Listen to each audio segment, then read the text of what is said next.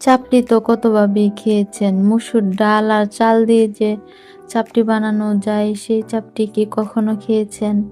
এই চাপটিটা গরুর মাংস, মুরগির মাংস, ভর্তা যেকোনো কিছু দিয়ে খাওয়া যায়, আবার শুধু শুধু এমনিতেও খাওয়া যায়।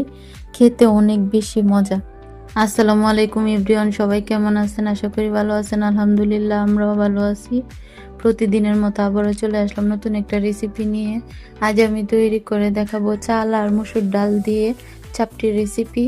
তাহলে আমি আর কথা বাড়াবো না, কথা না বাড়িয়ে চলুন মূল রেসিপিতে।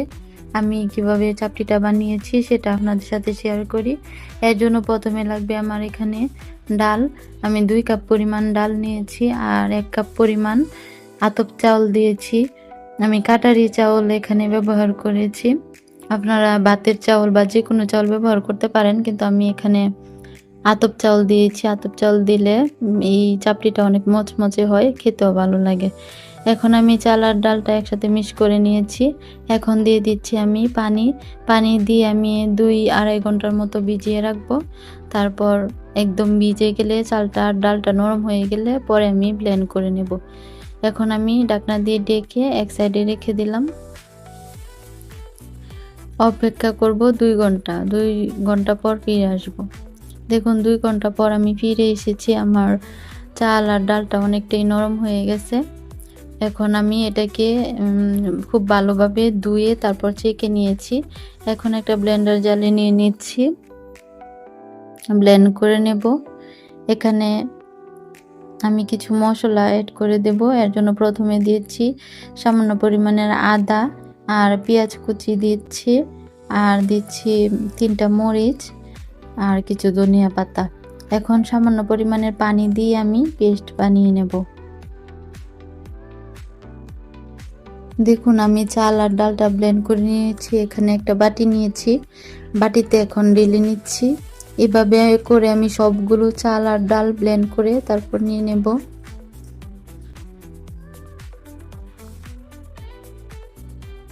আমার সবগুলো চাল আর ডাল ব্লেন্ড করা হয়ে গেছে।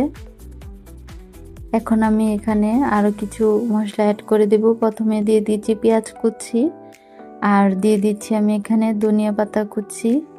এখন দিয়ে দেব শুকনো মশলা।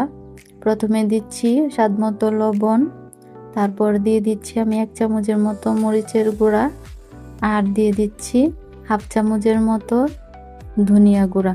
এখন সবগুলো উপকরণ আমি সুন্দরভাবে একটা চামচের সাহায্যে মিশিয়ে নেব।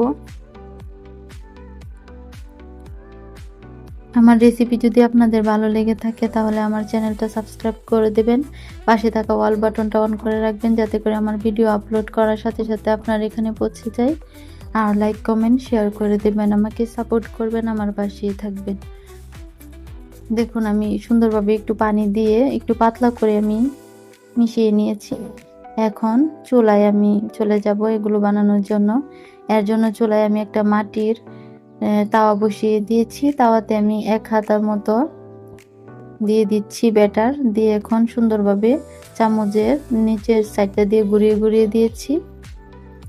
এই চাপটিটা খুব সুন্দরভাবে হয়ে গেছে। এখন আমি খুন্তির সাহায্যে খুব ভালো করে ছাড়িয়ে নিচ্ছি। প্রথমে সাইড দিয়ে ছাড়িয়ে তারপর চাপটিটা আমি উঠিয়ে নেব।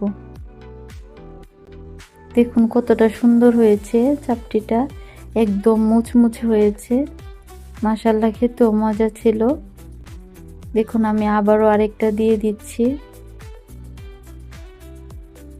আমার এই চাপটিটাও হয়ে গেছে, এখন নামিয়ে নেব।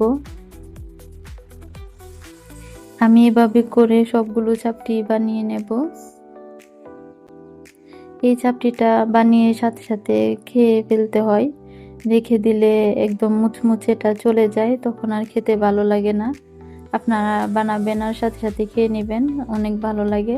আমি এখানে একটু গরুর মাংস নিয়েছিলাম, সেটা দিয়ে আমি খাচ্ছি। অনেক মজা হয়েছিল। আশা করি আমার রেসিপি আপনাদের কাছে ভালো লেগেছে। ভালো লাগলে লাইক কমেন্ট শেয়ার করে দেবেন। আর আজকের মতো এখানে বিদায় নিচ্ছি। আল্লাহ হাফেজ।